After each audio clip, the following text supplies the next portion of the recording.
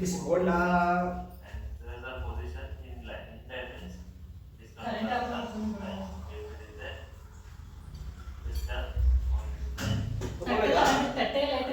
ತುಪ್ಪ current off ಮಾಡ್ಬಿಡ್ಬನ್ನಿ.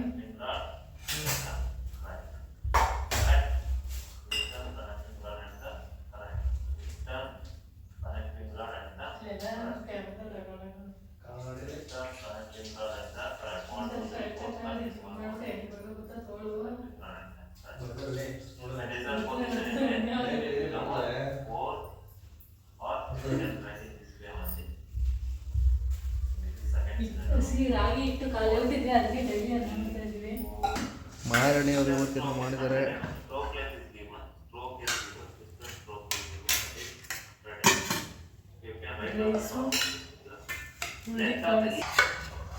ಮಹಾರಾಣಿಯವರು ಅನ್ನ ಮಾಡಿದ್ದಾರೆ, ನಮಗೋಸ್ಕರ ಬಜ್ಜಿ ಮಾಡಿದ್ದಾರೆ. ಆಮೇಲೆ ಕೆಳಗಡೆ ಯಾಕೆ ಗಂಜಿ ಥರ ಇರುತ್ತಲ್ಲ ಅನ್ನ, ಏನು ಗಂಜಿ ಥರ ಆಗ್ಬಿಡುತ್ತೆ, ಗೊತ್ತಿಲ್ಲ ಏನಂತ. ಏನಿದು ಮೊಟ್ಟೆ ಸಾಂಬಾರು ಮಾಡಿದ್ದಾರೆ. ಸಣ್ಣ ಕಚ್ಬಿಟ್ಟು ಇಟ್ಬಿಡ್ತೀರ ಪಂಚಾಯತ್ ನಾವು ಏನು ಸತಿ ಬೇಕಾಗ. ಹೌದಾ? ನೀರು ಥರ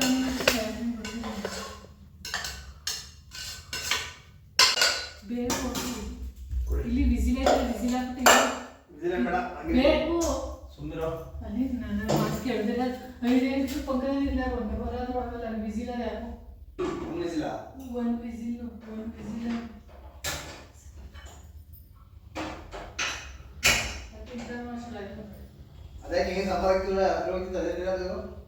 ನೀರು ಹಾಕ್ಲಿಲ್ಲ, ಹಂಗೆ ಹುಡ್ಕೊಬಿಡೈತೆ ಕುಕ್ಕರ್ಲ.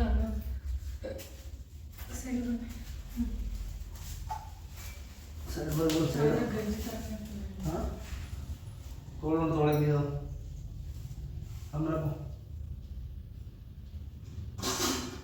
ತುಪ್ಪ ಹಾಕೊಂಡು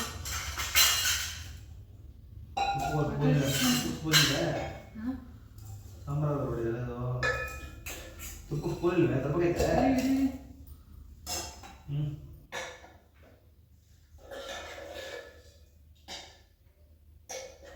ಹುಳಿಗಳಿದೆ ಹೊಸತಿ 1/4 kg ಹುಳಿಗಳು, 1/4 kg ಬೆಳೆಕಾಳು ಸ್ಟಾರ್ಟಿಂಗ್ ಬಂದಂತಾಳೆ. 1/4 kg 100 ಗ್ರಾಮು ಕಲ್ಲು ಕಸ ಕಡ್ಡಿಲ್ಲ. ಇಲ್ಲಿ ಯಾಕೆ ಯಾರು ಚೆನ್ನಾಗಿ ಕೊಚ್ಚಿ ತುಪ್ಪ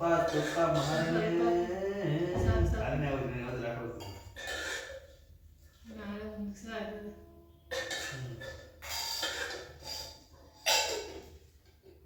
ನಾವು ಬೆಂಗಳೂರಲ್ಲಿ ಇದ್ರು ಒಳ್ಳೆ ಸ್ಟೈಲಲ್ಲಿ ಊಟ ಮಾಡ್ತಾ ಇದ್ದೀವಿ. ಗಾಯ್ಸ್ ಫಾಲೋ ಮಾಡಿ ಗಾಯ್ಸ್, ನಮ್ಮ ಚಾನಲ್ ಫಾಲೋ ಮಾಡಿ ಗಾಯ್ಸ್. ನೀವು ಯಾಕೆ ಗಾಯ್ಸ್ ಹಿಂಗೆ ಮಾಡಿದ್ರೆ ನಮ್ಮ ಮಹಾರಾಣಿ ಅವ್ರು ಡೈಲಿ ಅಡುಗೆ ಮಾಡಾಕ್ತಾರೆ ನಮಗೆ.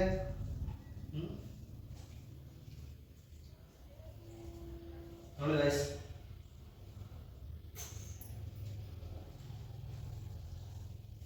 ಸಾಂಬಾರ್ ಚೆನ್ನಾಗಿ ಜಾಸ್ತಿ ಕಳಿಸ್ಕೊಳ್ಳಿ. ಗೊತ್ತಿಲ್ಲ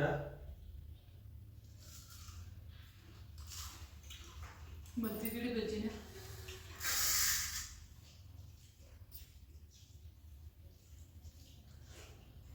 ಹೆಂಗೈತೆ ಅನ್ನ ಸ್ವಲ್ಪ ಗಂಜಿ ಥರ ಬಿಡೈತಲ್ಲ. ಹಾಂ ನೀರು ಹಾಕಿದ್ರೆ ಜಾಸ್ತಿ ಹಿಂಗಾಗುತ್ತೆ, ನೀರು ಹಾಕ್ತಾ ರೊಟ್ಟಿ ಥರ ಆಗುತ್ತೆ. ಬೋರ್ಣ ಪಕ್ಕ ಚೆನ್ನಾಗವೆ, ಬಜ್ಜಿ ಮಾತ್ರ ಅದಾಗವೆ. ಕಬಾಬ್ ಥರ ಅದೇ, ನಾವು 1 ತಿಂಗಳಿಂದ ಮಾಂಸ ತಿಂದಿಲ್ಲ, ಅದಕ್ಕೆ ನೆನೆಸ್ಕೊಂಡು ಮಾಡಿದ್ದು. ಅದಕ್ಕೆ ಲೆಗ್ ಪೀಸ್ ಥರನೇ ಆಗೈತೆ ಲಾಲಿಪಾಪ್.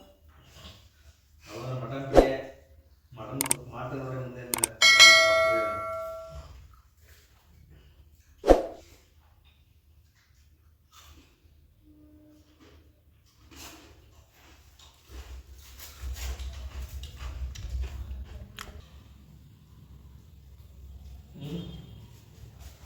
ಮಹಾರಾಣಿಯವರೇ.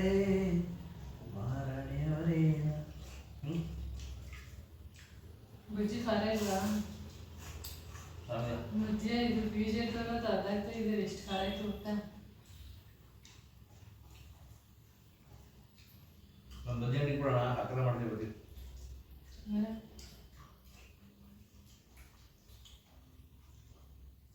ಯೂಟ್ಯೂಬ್ ಚಾನಲ್ ಫೇಮಸ್ ಆದಮೇಲೆ ಹೋಟೆಲ್ ಬಂದು ಮಾಡಿ, ಮನೆ ಹೋಟ್ಲು, ಅಲ್ಲಿ ಹೊಡಲಿಲ್ಲ, ಪಾರ್ಸಲ್ ಹೊಡಲಿ. ಅಡ್ರೋಡಲ್ಲಿ ಪಾರ್ಸಲ್ ಬರೀ ಪಾರ್ಸಲ್ ಅಲ್ವಾ ಮನೆ ಮಾಡು ಪ್ಯಾಕ್ ಮಾಡು ಡೆಲಿವರಿ ಮಾಡೋ ಅಷ್ಟೇ.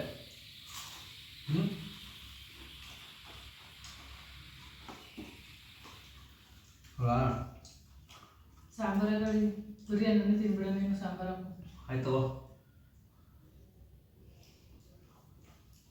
ಸಾಂಬಾರು ಕಡೆಯಲ್ಲಿ ಅದೇ ಕಲ್ಸ್ಕೊತಿದ್ದೀಯ ಹಂಗೆ